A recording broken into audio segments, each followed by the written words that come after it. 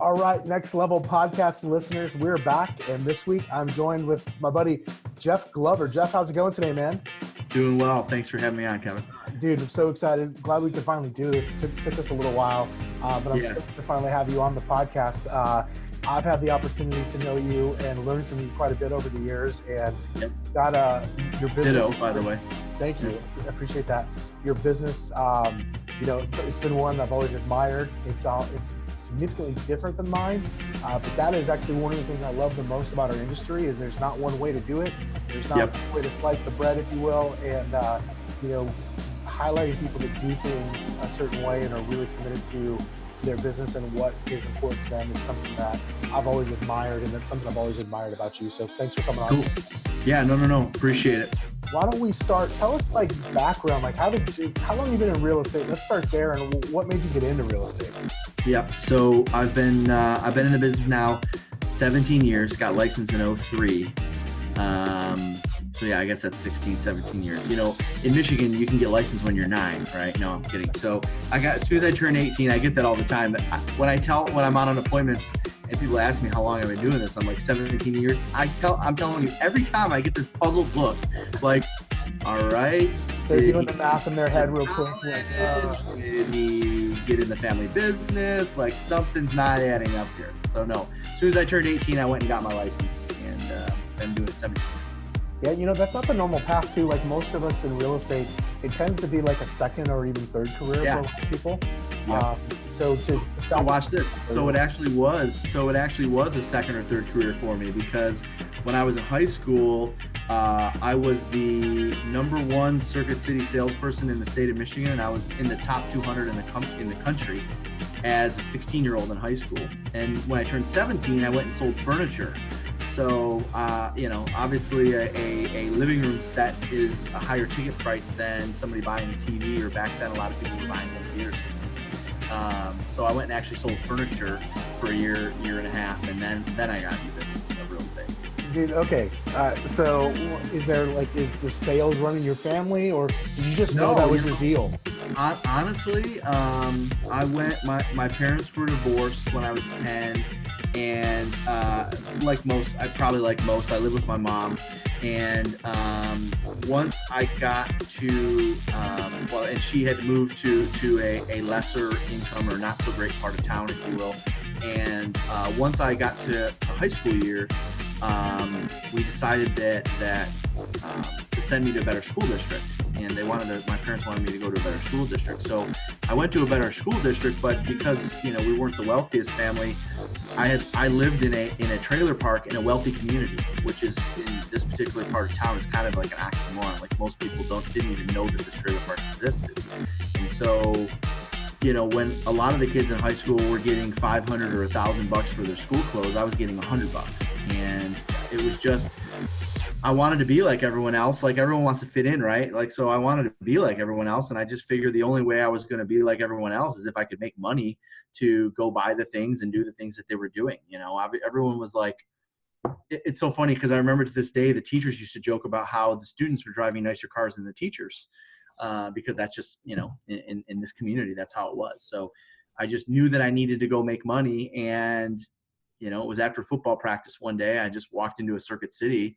Somebody had told me to go get a job in commission sales. And so, that's where the most money is. And walked into the Circuit City, and the manager hired me, and I learned how to sell, learn how to, the basics of selling, right? Like features and benefits selling, and how to qualify and select and close. And, so I learned retail sales, if you will. Dude, that's awesome. By the way, I didn't know that part of the story. Like, I love that. I've got a similar background and similar experience, and, started earning money as soon as I could. Whether it was kind of doing the baseball card hustle before that, or, getting a job and a paper route, things like that. And, it took me a little longer to discover sales than you did, but that's pretty awesome. And I really appreciate that about you. Thanks for sharing that. So, sure. Okay. So why did you jump in? So you're doing well. You did well at Circuit City. I'm assuming you probably did well at the furniture place too. Yeah. What was it about? Was it just because you were old enough? Like, or because it was the next biggest ticket? Yeah. So I was a senior in high school and I had to make some decisions. All my friends were going away to college. You know, they were either going to Michigan State or Western Michigan or just a school that was a couple hours away from Detroit. And you know, I got a lot of advice from teachers at school, and they said, hey, well, you know, if you're really liking this, you know, I was a senior in high school. I was already making 65 grand a year part time. So my teachers in school were like, well, it sounds like sales is kind of for you. What do you want to go to college for? And I said, well, I want to go to college to run businesses. You know, I want to be in management. I want to be in leadership. And they said they essentially, in some way or another, convinced me to stay back and go to community college and get into real estate because, you know, senior year, you start exploring different careers and what you want to do and so forth. And I knew I was doing pretty well in sales and yeah, a higher ticket price. And so I stayed back and did college, not necessarily part-time. I mean, I still did like 10 to 14 credit hours. So it wasn't a heavy load. It was a light load. And then sold furniture and sold real estate. So I did all three things for a good first 2-3 years in the business. Wow. And so I happen to know this, and I want to go in deeper on this here in a little bit, but were you prospecting based from the get-go? Or when you're 18, that's hard enough as a new agent to get business, but when you're 18, I got to imagine like you've got a baby face anyway. So I got to imagine when you're 18, like that was an uphill battle. Like how were you getting business? So watch this. So when I worked at the furniture store, Art Van Furniture, it's a Midwest chain now. They were only in Michigan at the time. When I worked in the furniture store, no, really, they didn't want to hire me. And one of the stores, I went into a store that was in a probably mid-class to maybe lower class area. And they were like, oh, this guy is kind of sophisticated. I came in a suit and tie all ready to go, you know, and they knew I was from kind of a nicer part of town. They said, all right, here's what we're going to do. We're going to start you in the clearance center, which is an area where basically everyone drops their customers. We're going to start you in the clearance center, and we're going to give you a book. You know, it was about this thick of all of the layaways, right? So this is a lower income part of town. So a lot of people came in and did layaway. Forgive me, my light just went off. Hold on. It's all good. It's one of those that, like, if I'm not waving it, we're gonna give you this book. It was literally this thick, and it was all white pages of all these orders. And these people, it's kind of like in the real estate business today, it's like orphan clients, you know, the agents that leave the business. It's all the layaways from the salespeople that were no longer at the company. And so basically they said, whenever customers aren't back there, we want you to stand by one of these phones and just call through this book and convince these people to come in and pay off their furniture. So, you know, basically I kind of this was a kind of a foreign thing for them. They didn't really have a script for it. So I kind of had to write my own script. And that's what I did. I just, one after another, hey, this is Jeff Glover with Art Van. I know you came in and put a deposit down on that mattress. Are you ready to get it picked up? Are you ready to get it delivered? You know, I'm showing our quantity is looking pretty low here, and you got a great price. It hasn't been, you know, it just basically convinced these people to pay off their furniture. And if I could convince them to come in and pay off their furniture and get it delivered, then they would put me on those deals.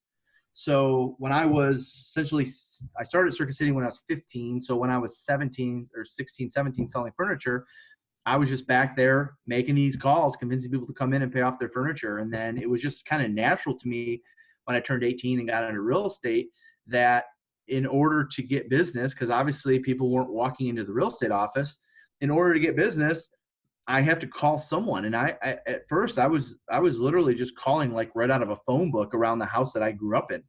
And then I went to a class maybe a month into the business. It was a Floyd Wickman class. And, you know, that's when I learned about calling for sale by owners and expireds. And I had a book of scripts and, you know, just started prospecting like from day one. And so I was licensed in July or June of 03. And once I finally found the scripts and the sources of business to really go after, because I was doing like handwritten cards and cold calling, which is not ineffective. It's just not as effective as calling for sale by owners and expired. So once I learned of that method, I think I took a class in July, August. Fortunately, they had come to town, and that September I took 8 listings. That October I took 10 listings, and I was just prospecting like crazy. I didn't know any better. I just thought that that's what everyone did. That's awesome. You know, it's so funny. Anytime I talk to a newer agent, that has success right like that right away, that's the typical response is, isn't that what everybody does? Yeah. Because they're told, hey, this works, and then they actually go out and do it, Yeah. and they make You the know any phone better. calls, and they see success. And Yep. it's funny how simple, it's hard work, but it's funny how simple success in this business really can be. Yep. Yeah. Yeah. So tell me about, okay, so that's 2003. So you started having success very early, which doesn't surprise me at all. Mhm. When did you like, tell me about the progression of your business. When did it start to become a business, meaning you weren't the only person involved anymore? Yeah. So in 2003, that was my first year in the business. So '04 was like my first full year. I think I sold 32 or 33 homes my first year, maybe 130, 140,000 in income.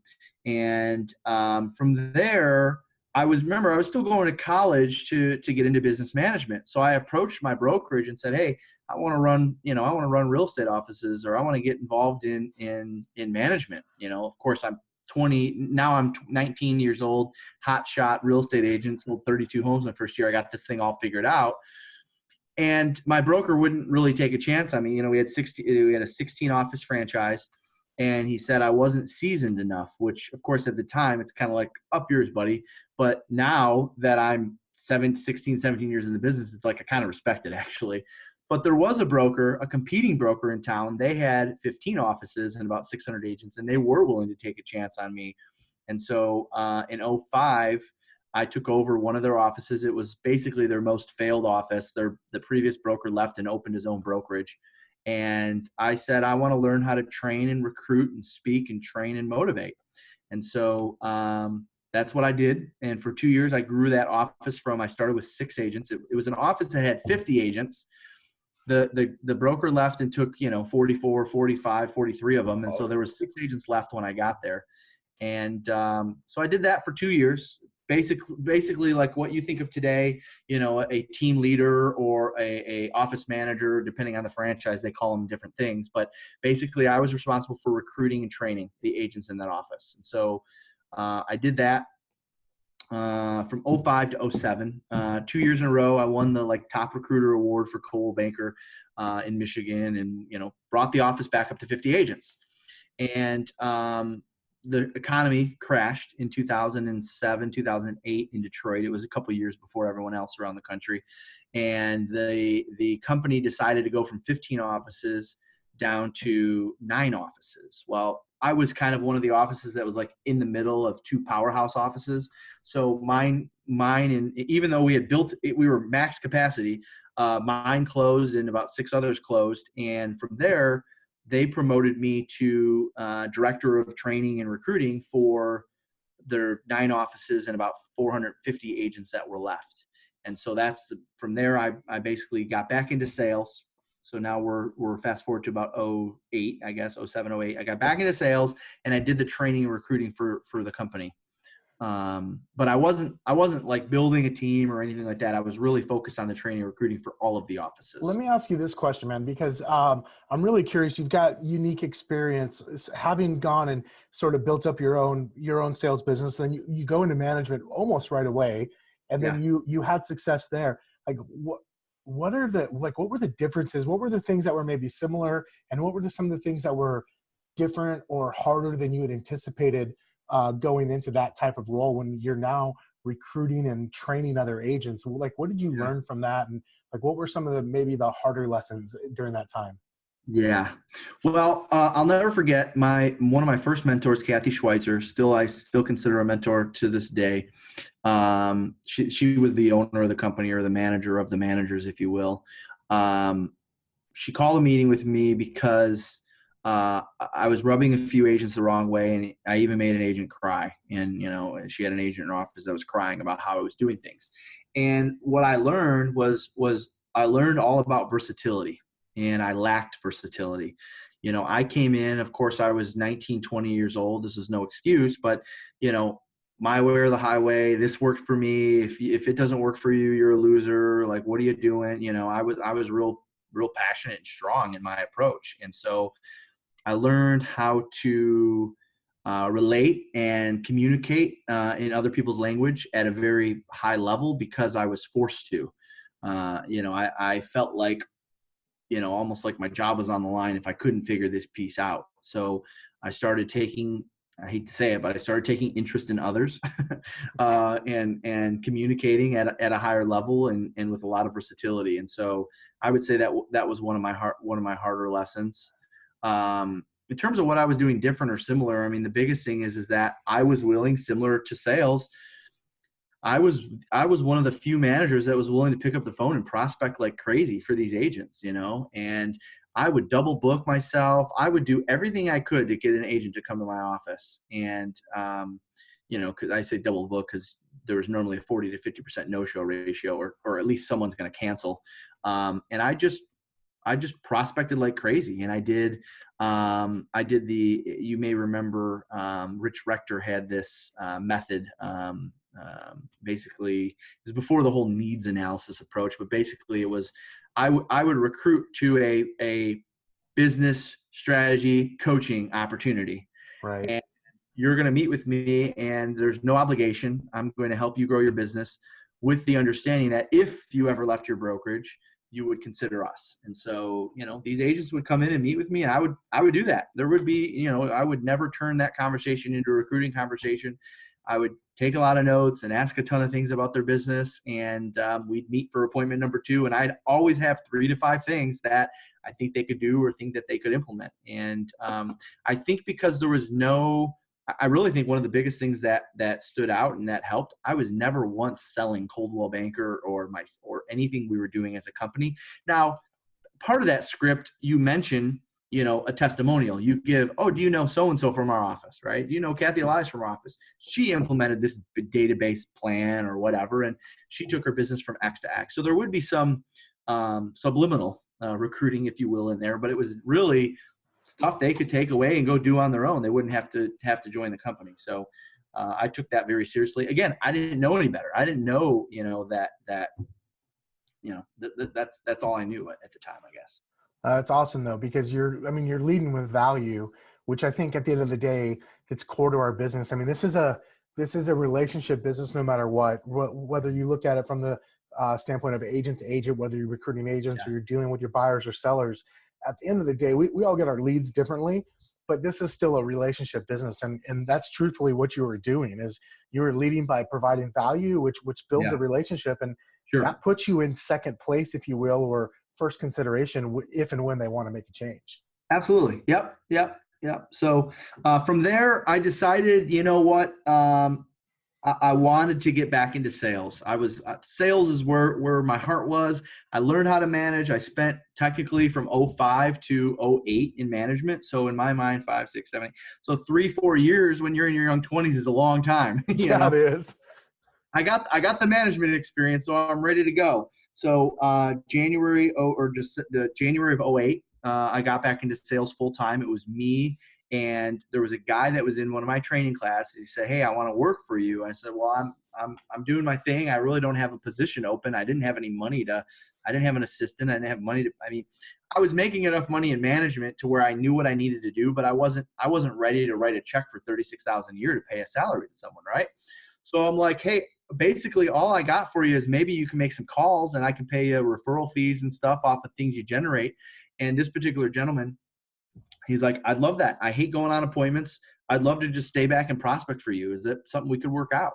Wow. So between the two of us, that year in 2008, we did 102 transactions, and he was making anywhere from 60 to 70 contacts a day, and I was responsible for about 30 to 35 a day. And I was the buyer's agent, I was the listing agent, I was the assistant. I was working crazy hours, but we hit 100 that year, and that was the first year we did 100. That's awesome, dude. So I did it backwards, right? So my first hire, people talk about following the MREA or the Red Book and this and that. No, my first hire was an ISA by accident, right? Someone approached me and said, "Can I prospect for you?" I'm like, well, that seems to make sense. While I'm on appointments, you stay back and prospect. So his schedule was 10 in the morning until 8 p.m. And basically my schedule was like 8 in the morning until 10 p.m. But I did the morning calls and he did the evening, afternoon dials. Wow, that's insane. So tell me about that. So how does your business start to develop from there? I know that you obviously, your team has grown significantly since that point, Yeah. both in transaction volume size, but number of Yeah. people that are around you. But Yeah. your business overall has grown too, because you've got into brokerages, et cetera. Yeah. So and coaching as well. So like, how does this start to evolve and just get to be this big? Yeah. So I would say during the early years, I don't know where this came from, but it's kind of something I share now when people ask, okay, where do I start or whatever? And I always say, you have to be able to create the problem. You got to create the problem. And the problem that I created for myself is that I had more business that I could handle on my own. And so, by hiring an ISA first, and I know some would argue that it's probably backwards, but by hiring an ISA first, it created a problem. And the problem is that I had more seller opportunities than I could even handle on my own, right? I had more administration work that I could handle on my own. So I created a problem. I created a problem that forced myself to go out and actually, again, totally backwards. My first agent hire was a listing agent. Because I wasn't even really working with many buyers. Back then you couldn't really buy buyer leads. The only buyer leads you got was sign calls and sellers, who were buying. And I hated open houses, so I wasn't doing those. So my first hire was actually a listing agent, and I took all the A and B stuff, and he went all on all of the C and D stuff. And next thing you know, I'm doing the administration for the two of us. So we have to hire an administrative person right away. So I could see kind of the light at the end of the tunnel. I could see the pendings, the listings, and we hired an assistant. So there was an ISA, an assistant, myself, and a listing agent. And then finally, right around that same time, we added a buyer's agent. And that was the year we went from 100 deals to I think we added another 60 deals the next year, so 160 deals. But I had a little bit more of my life back. I had a little bit more of my time back, and I was still grinding it out and prospecting every day as a listing agent. And quite honestly, that was the growth period. Was essentially from 09. I opened the doors. We went out and got our own space and opened up our own office in January of 09. And from 2009 to about 2013, 2014. It was just basically building on that model. All right, we got to add more ISAs because we have more listing agents. So we got way too many opportunities. We got to add more listing agents. Oh, now we have more buyer opportunities. We got to add more buyer. So it was always Kevin went back to creating the problem. And the problem is we need to create more business than we can handle with our current staff. If we can continue to create more business than we can handle with our current staff, then that will force us to grow. That'll force us to have to go out and hire either operations or showing agents or whatever. And that was the focus during those years. Absolutely. I would, and I think it's been said, essentially until that becomes your problem is making that your problem, right? Like the Yeah. problem is if you don't have enough business, then your problem is getting more business. And then Correct. what you do is you actually go out and get the business like you did. And that starts creating problems, if you will. I need more leverage. I need more ISAs, more listing agents, more administrative help, et cetera. And it's still a problem nonetheless, right? It's a good problem, but it's still a problem to have. And if that's not your problem, then your problem is you don't have enough business, and that's a bigger problem. It sounds so basic, but so many agents think that by creating a team, they're going to create this big business. And no, you create a big business by creating that problem. And then guess what happens? You attract other people. Other people want to work for you because they see what you're creating. They see what you're able to accomplish on your own or with you and a couple other people. Next thing you know, they're calling and saying, I want in on that, versus going out and getting the people and saying, all right, let's get in the conference room. Everyone meet Monday at 9. We're going to talk about how we're going to build this thing. We're going to talk about how we're going to generate leads. You got to have that piece figured out first. Yeah. If you don't have that piece figured out, everything else is going to be twice as hard as it has to be, because you'll never be able to hire the right people. You can't, Gary Keller said it to me this way, and I'm sure you were probably in the room at the same time, is you can't force your growth through just by hiring more people. You actually have to force that kind of growth through growth of your business by having more deals, having, in your case, more leads, more opportunities for listing agents, et cetera, than you know what to do with.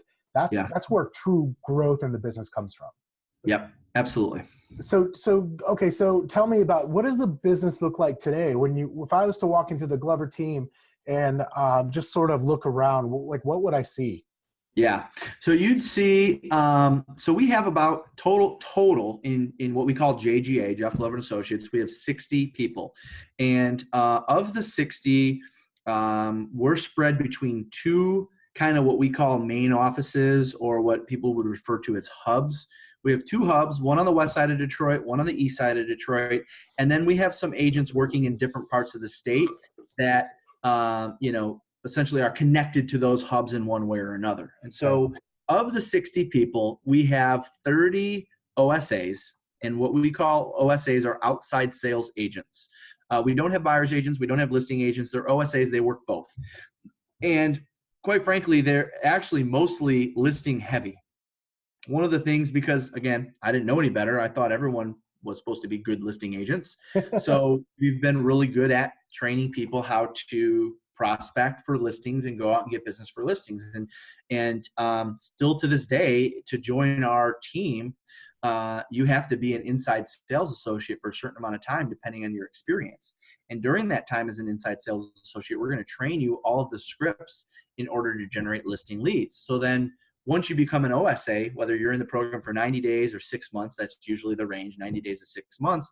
So once you become an OSA, you've already had all the conversations with all the sellers you need to be able to go out and present and overcome objections and have knowledge of that side of the business and so forth. So we got 30 of those, 30 OSAs, and all of them, 100% of them, started as ISAs. Now, they might have been brand new to the business, or they might have been experienced from other companies, but everyone had to go through the ISA program first.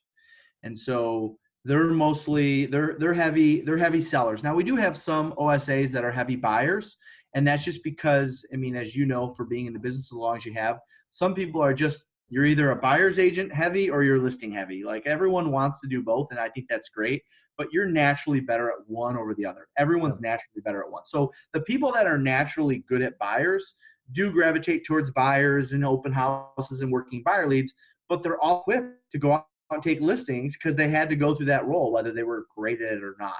So we got 30 OSAs. We've got 5 showing agents. And so the showing agents essentially work for the OSAs, and it's at the OSA's option.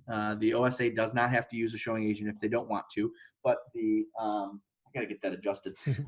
We just moved into this office 2 days ago, so it's if you're wondering why, it's Still working out all the bugs. Right. So showing agents show homes for the OSAs, and the OSAs pay the showing agents a piece of their commission if they do involve a showing agent. So we've got 5 of those. We usually have anywhere from 8 to 10 ISAs. So we'll just call it 10 ISAs. Sometimes we have 12, because obviously it's always turning over. Either they're quitting or getting fired, or they're moving up to OSA. So there's a lot of turnover in that role. And we usually have anywhere from 8 to 10, 12 at the most. Now, is someone in charge of those ISAs, or is that you? Yeah, great question. So we have an inside sales manager. He was someone that was our best, one of the best ISAs that had been through this system in the last 5 years. And he's also an OSA for the company. So okay, so he's selling too, but he's also the leader correct. of that, Yeah, that about ISA 50% group. of his time is selling and setting a good example there, obviously. And then 50% of his time is running the ISA team. I love that he's, I just got to say, like, I love that he's selling, because I talked to a lot of other agents that have I'll call it an ISA model, and they have true ISAs, meaning they're not, like, those people aren't actually ever out in the field transacting, and they're never going to be. And I think there's a lot of value in having that transactional experience and understanding, bringing that to that front conversation that an ISA would have. Yes. Yep. 100%. They got to know what's going on once that agent goes on that appointment, and what's happening with the transaction, and why conversion goes up and why it goes down and so forth. So yeah, so there's an inside sales manager, and there's an operations team of probably, what are we up to? 30 plus 5, 35 plus 10, 45 ISA. So there's an operations team of maybe 8, 9, and then obviously we have, not obviously, but we have a couple managers as well. And the operations team is essentially, administration, listing manager, closing coordinator, a couple field people, an on-staff photographer, just your typical team operations team. Cool. And now what is your, so what's your role? Are you still Are you still prospecting? Do you still go out on listing appointments? So I basically have three main roles. My day is broken up into three parts, essentially. Um, as you mentioned, I have a couple brokerages that I'm the operating partner of. So I have some team leaders that report to me, and I spend some time with them. I would say about a third of my time is designated to those offices. Okay. A third of my time is selling real estate. So I go on probably 3-4 appointments a week. Not as crazy as I got up to 227 transactions closed personally myself. That was about 5 years ago. So I've dialed it back a little bit. I'm averaging about 100 to 110 transactions closed a year myself still. And if you think about it, once you get it dialed in and you got a good team behind the scenes, it's really not a lot of time to sell 100. It doesn't take as much time as you think to sell 100 homes a year. It's only, what is that? 10 listings a month? If I take 10 listings a month, I'm going to sell 100 homes. So, so I'm still selling about 100, 110 myself. And then the other third of my time is spent with Glover U, which is our training and coaching arm. Awesome. So tell me about that. How long has Glover U been around? So Glover U has been, I would say, public now for about maybe 2.5 years. But we've really been working on it probably the last 4 or 5. I remember I went into a studio to create our sales system training videos about 4.5 years ago. And I remember I said, just put the Glover U logo on. And I'm like, I don't know what we're going to do with these things. I'm sure one day we're going to, sell them or create a system that we publicize, but go ahead and put the Glover U stuff on it, because it was really just an internal sales training program for JGA. But I knew that it had value. So yeah, that probably started about 4.5 years ago. Awesome. So what was the thing that made you decide, hey, like, let's start bringing this to other agents, not with JGA? Yep. So if you remember, there was a lot of talk in 2000 in, 19? So probably 2014, 15, 16 about expansion. Oh, yeah. Right. Couldn't avoid the conversation. Yeah, there you go. So I was paying a lot of attention to that, and I'm not a super math whiz, and I'm certainly not an analytical or a high C by any means, but I was doing a lot of kind of just math in my head to some degree, and I just thought that it would be that essentially my expansion model would be through training and coaching. And for me, I'm more passionate about that than I am running brokerages. And expansion to me felt a lot like running large brokerages or brokerages with multiple offices. Yeah. And I had already had experience with that. I saw what the Schweitzers went through when they had 16 offices in Detroit. And excuse my language, but shit hit the fan here. And I just didn't want to take that approach. So, I took the approach that to me was comfortable and something I enjoyed. And not only that, but I really felt like the industry needs someone to tell agents the truth about what it takes to be a great salesperson. And I thought that, well, by the way, I think that, of course, biasly now more than ever, but even back then I would just sit around and we were in the same room a lot, and I would think to myself, gosh, these guys are missing the boat in so many areas. One being, why aren't you teaching your people how to be salespeople? No matter what we do, whether it's a new technology or new marketing ploy or guaranteed sale, we could probably name all the like gimmicks and things that have been through the years. Like at the end of the day, they still are going to be competing with the best of the best. They're still going to be competing with the guy that's lived in the neighborhood for 10 years or been selling the most homes for 20. So why aren't we talking about how to develop salespeople? I never understood that. There's probably even a couple meetings that we were in. I remember you were probably there. I got it really kind of bothered me. I know which meeting you're talking about. Gary even called me out. He said, Jeff, what's on your mind right now? And I don't remember exactly what my answer was, because number one, I was startled that he picked up on it, but it was something to the effect of like, I don't understand why we're taking all this time talking about A, B, or C when we really needed to be talking about how are we going to turn our people into salespeople. And so I've just been passionate about being a salesperson, and maybe it goes back to my retail background. And I just see so many fly-by-nights get into this business and in this industry that, figure something out and have a good 6 months or a good year or a good 18 months and think they got it all figured out. Next thing you know, there's a shift or something changes, and it's like, what happened to that guy? Oh, he's gone or he's out of the business. And I don't know. I'm just really passionate. Sorry, I get a little passionate about this topic, but I just felt that there was a really strong need for someone to teach sales, and I feel qualified to do it. Yeah, I'll tell you, that's one of the things I appreciate though is you're right. There are a lot of folks that come in and it's like a flat, like a flash of lightning or something. It's like everyone's like, hey, this person's got it all figured out. And like 18 months later, they're maybe not out of business, but they don't have it all figured out, you realize, Right. right?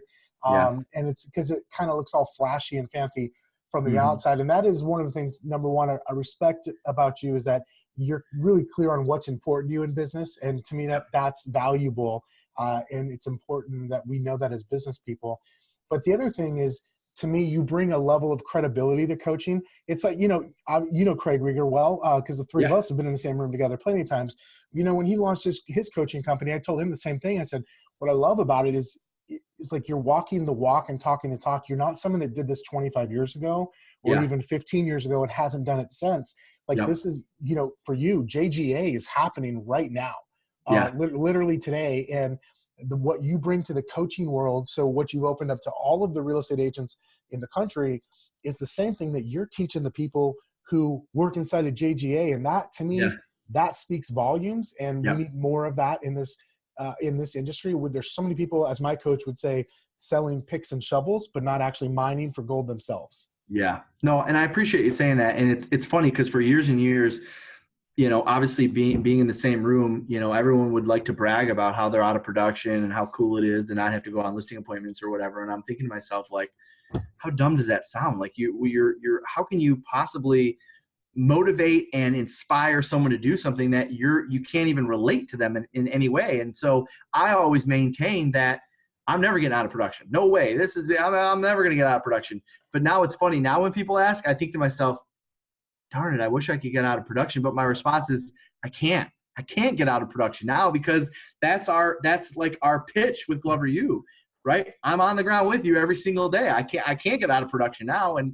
But I mean, I really do enjoy it. And I know, I'm sure, if Gary were listening in, he'd say, well, it's not really the highest and best use of your time, but if you can figure out a way to make it a great use, then it's funny because I'm not in production myself, but one of the things I appreciate about you is that you've been very clear about you should be in production.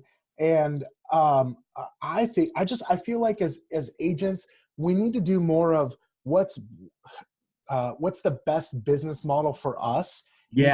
Not doing what everyone else, not the flavor of the week. Like you mentioned, like expansion got so popular in like 14, 15, and 16 that all these people were doing it that had no business, literally should not even have tried it.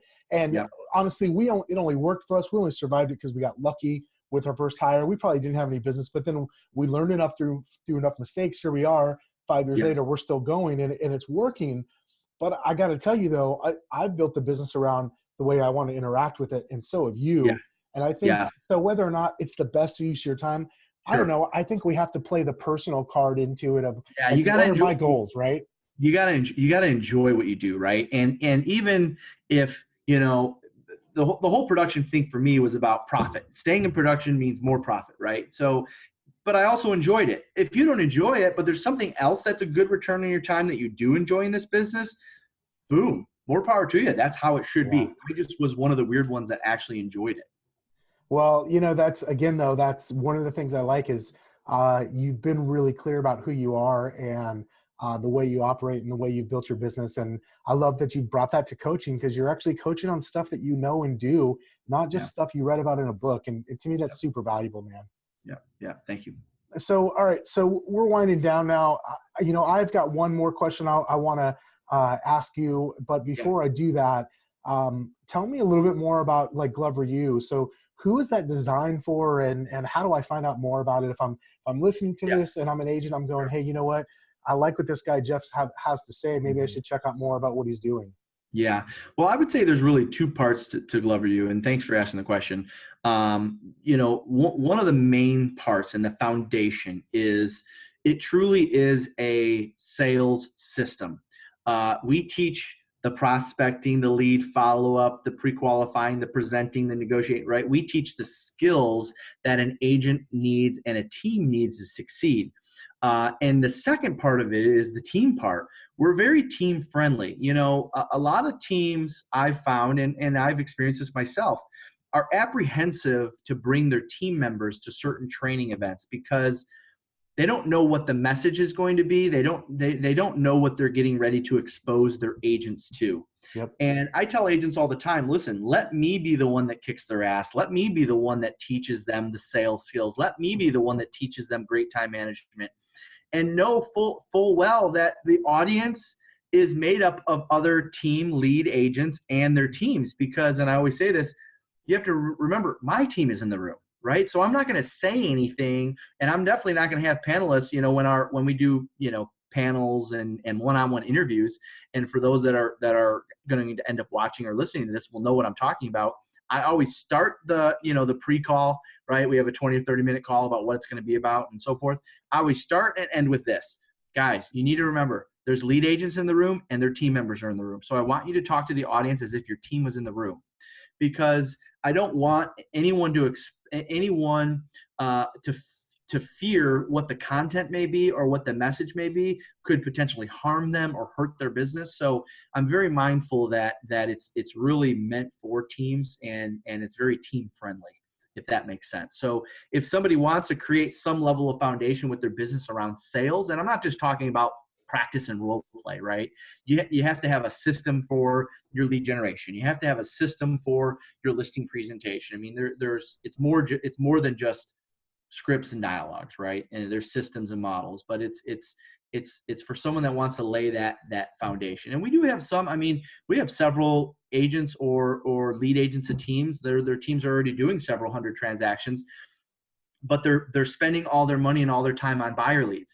And they want to become great listing agents. They don't want to become great at listing property. So we have different niches, I guess, if you will, but it's really, it's very team friendly and very, very sales system oriented. Awesome. Cool. So where do I go? What's the website or what's the? I would say the number one thing that people should do would probably be follow us on Facebook. Follow us at Glover U, and it's just GLOVER space the letter U. And the reason why I suggest, I mean, you could go to gloveru.com as well. We have events and so forth. But if you follow us on Facebook, that's usually where I put anytime I do a video or anytime there's an objection handler or anytime there's a new way to do something or a new system, we always put it on Facebook first. Not everything makes a website. So I'd probably follow us there first. Awesome. I appreciate that. All right, man. So my last question for you, and I like to end most interviews with this question, is what are your top 3 pieces of advice for kicking more ass? So that could be business, personal life, doesn't matter. But a friend or someone who maybe you're mentoring comes to you and says, hey, man, I want to do better. I want to do better at life. What are your top 3 pieces of advice? Great. So number one, I'm going to say have a short memory. You have to have a short memory in this business, meaning you can't dwell, you can't think about, you can't let anything in this business force you or allow you to take your foot off the gas. I had a discussion actually with our team just this morning about how I don't ever want to walk by your office or your desk and hear you bitching about a transaction that just fell through. Because the statement I made is the moment you start bitching about a transaction that fell through, you also can't have your foot on the gas looking for a new one. It's not possible. So you have to have a short memory in this business. And by doing so, it allows you to keep your foot on the gas no matter what happens. So that's number one. The second thing I would say is exposure. The word exposure comes to mind. And I would tell someone to get as much exposure as possible outside of their office. So whether it's in a Facebook group like this, or whether it's going to events, meeting people that are doing better than them, you have to have, you can't compare yourself to the agents in your office, and many times to the agents in your town. You've got to go outside of your current environment and get exposure to people, ideas, and things that aren't normal to you. And the third thing I would say is probably more tactical, and that is I was fanatical and still am fanatical. My morning routine, with the exception of every couple of years because I upgrade it or improve it, my morning routine is the same every single day. I'm up at the same time every day. I do the same thing at 6 a.m. every single day, at 7 a.m. every single day, 8 a.m. every single day. And except for the phases that my business has gone through when I went from being the only caller to now I'm the caller and I'm teaching other people how to call, except for those phases, my morning routine has always been the same. And so I don't know where this phrase came from, but we definitely jumped on board with it. And that is basically win the morning, own the day, right? If you master the morning, everything else falls into place. And for years and years, we would do business, as an example, we would do business plans with our agents. And I'd want to know essentially what they're doing from the time they get up until the time they're with their family. And we'd write out all these full long schedules of, 6 in the morning until 6 at night or 7 till whatever. We're so adamant about it now that we only care about the morning. So we only have the agents do a morning schedule, right? And we look at what time they get up, what time they start working, and what they do until lunchtime, what their activities are until lunchtime. And they better be focused around income producing activities, meaning you're doing something to generate an opportunity to go present that day. And everything else gets pushed to the afternoon, so much so that I don't even care what your afternoon schedule looks like. If you master the morning, everything else will fall into place. Absolutely. Man, Jeff, I really appreciate you taking the time to spend with us today. And I look forward to the chance to talk to you again in person, hopefully really soon, buddy. Awesome. Love it, my man. Thanks a lot, Jeff. All right, guys, go out, check out Glover U on Facebook. Follow Jeff wherever you can find him. He's a wealth of information. And we'll talk to you guys next week.